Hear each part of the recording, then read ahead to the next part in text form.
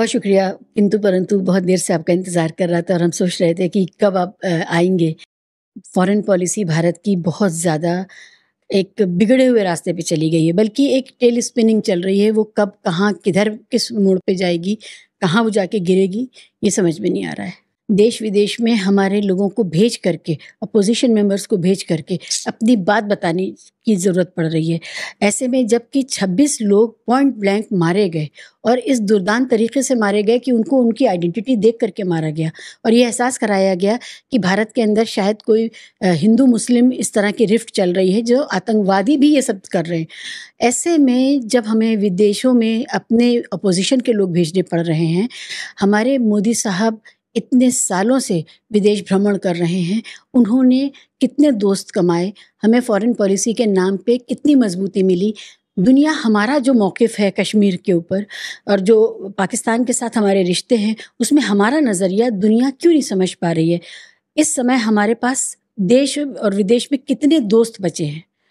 तो ये बहुत बुनियादी सवाल हैं जो हमारे सामने खड़े हो गए हैं। जो पूरा फ़ियस्को है पहलगाम के बाद का, उसमें सबसे बड़ा सवाल हमारी फ़ॉरेन पॉलिसी और फिर डिफेंस पॉलिसी दोनों पर आ गया है।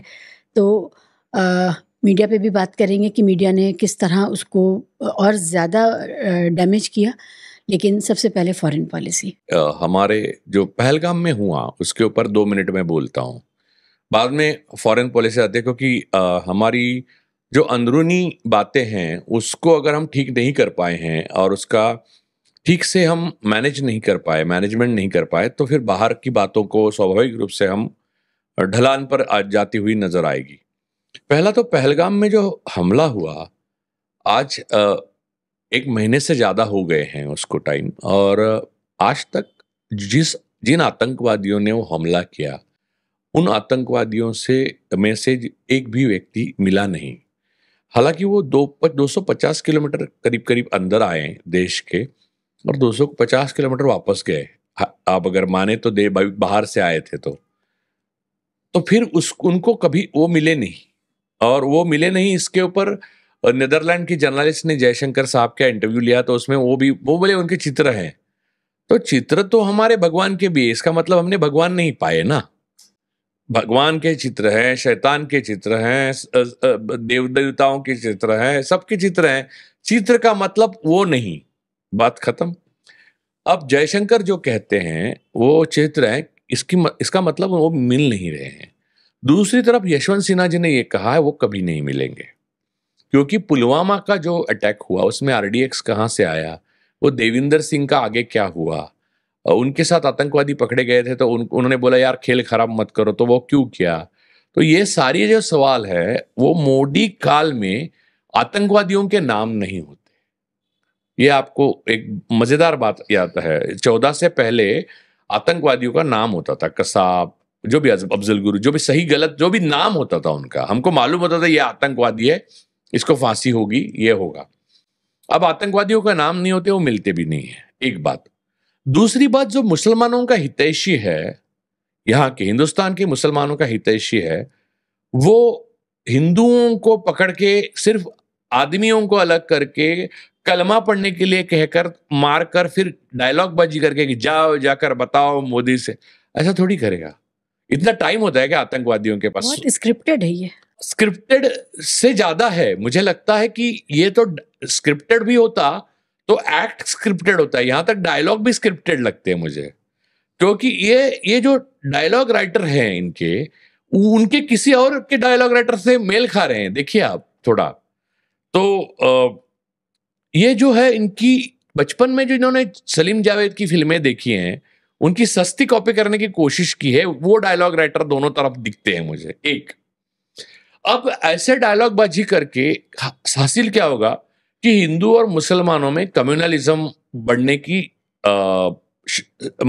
बढ़ना मुमकिन है, कि ऐसा किया है, मुसलमान थे, वो थे। अब वो मुसलमान हितैषी और मुसलमान होते तो ये कैसा क्यों करते, उल्टा उसका असर बुरा मुसलमानों पे पड़ेगा हिंदुस्तान के, तो वो नहीं करते। तो ये किया है, या तो पाकिस्तान से आए हुए आतंकवादी यहां पर कम्युनल हार्मनी को खत्म करने के लिए किए, या फिर ऐसी कोई ताकत है हिंदुस्तान के अंदर कि जो हिंदू और मुसलमान में दंगे कराना चाहती है, उन्होंने ये किया। लेकिन ये पूरा जो मामला है वो सुलझ नहीं सका। आपने 3 दिन का जो सो कॉल्ड वॉर किया, उसमें मिलिट्री की हमारी वो जो डिफेंस मिनिस्ट्री के काबिलियत के बारे में भी बहुत सारे सवाल है, उसके ऊपर हम बाद में आते हैं। उसमें हुआ यूं कि हमने जो सो कॉल्ड सबक सिखाने के लिए पाकिस्तान पे हमला किया, अब उस हमले की इतनी ज्यादा अलग अलग तरीके के वर्जन आए कि आखिर में हमारे विदेश मंत्री ने बोल ही दिया कि हमने पहले पाकिस्तान को बोला कि हम हमला कर रहे हैं। अरे ये तो भारत नहीं, दुनिया के इतिहास में इतना अच्छा प्रधानमंत्री दुश्मन देश का और इतना अच्छा विदेश मंत्री नहीं होगा पाकिस्तान को जो मिला है। वहां से चुनाव जीत सकते हैं। हाँ, इस बात पर दूसरी बात है कि ये बताने के बाद जो हमारा नुकसान हुआ, जो हमारे फाइटर जेट्स गए, उसमें से रफाइल थे, फिर मिराज थे, और भी कोई होगा मालूम नहीं, उसमें से कितने क्षतिग्रस्त हुए, कितना नुकसान हुआ, उसका ब्यौरा हर लोकतांत्रिक सरकार को देना है, जनता को। और उसके लिए वो अब जो वॉर खत्म हो गया सो कॉल्ड, वो तो ट्वीट पे खत्म कर दिया अमेरिका के अध्यक्ष ने। ये एक अलग दास्तान है। भारत आजाद हिंदुस्तान की एक ट्रेजेडी जो है वो उसमें छुपी हुई है, लेकिन वो बाद में उस पर आते हैं। लेकिन ये जो हमारे कितने लोग मारे गए, उसमें से अनस्किल्ड अग्निवीर कितने थे जिनको पेंशन नहीं मिलेगी, जिनके माँ बाप का एकमात्र सहारा नष्ट हो गया, और आपने एक अनस्किल्ड और जिसको शहादत का दर्जा भी नहीं मिलेगा ऐसे लोगों को मार के और दिखा रहे कि अग्निवीर योजना सही थी। कैसे सही थी? आपको भर्ती करनी थी सेना में, वो आपने नहीं किया और उसकी जगह अग्निवीर भरे।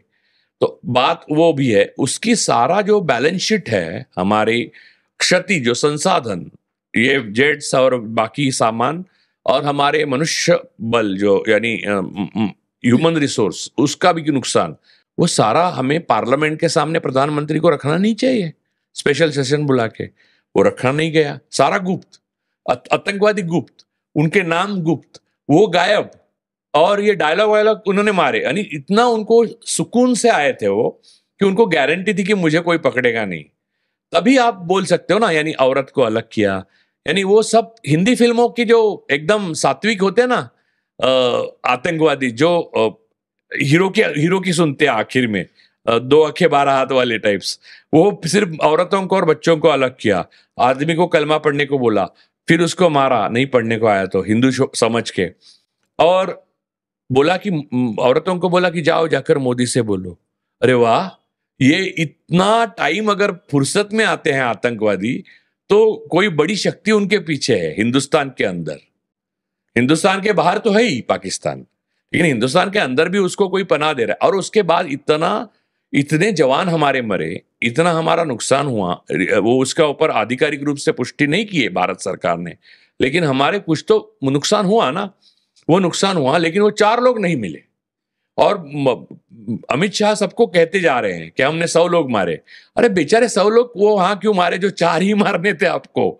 जो 25-26 लोगों को हमारे मारा है, हमारे 26 लोगों की हत्या की है निर्ममता से, उनको मारना है आपको या उनको पकड़ना है, और पूरी जानकारी लेनी है कि क्या षड्यंत्र था। अगर षड्यंत्र दूसरे किसी ने किया है तो आप ढूंढते ना उसको। तो यहां पर यह बात हुई। अब उसके बाद हमने पाकिस्तान पे हमला बोल दिया, और मोदी जी ने कहा कि हम ऐसी सबक सिखाएंगे। वो मोदी जी आए, विदेश में थे, सऊदी अरब में थे, वहां से आए, और सऊदी अरब में से आए, वो सऊदी अरब ने आखिर पाकिस्तान को ही सपोर्ट किया, भारत को नहीं किया। वो आए और वहां गले लगा रहे थे, और उनको सबसे हास्यास्पद बात यह है कि वो सारे देश, जिन देशों में वो घूम के आए थे कितनी बार यूएई, वो सारे देश ने उनको सर्वोच्च सम्मान दे दिया है, यानी गले में एक माला लटका दी, लेकिन उन्होंने सपोर्ट नहीं किया भारत को। यानी वो सम्मान मोदी का करना चाहते हैं, भारत को नहीं सपोर्ट करना चाहते।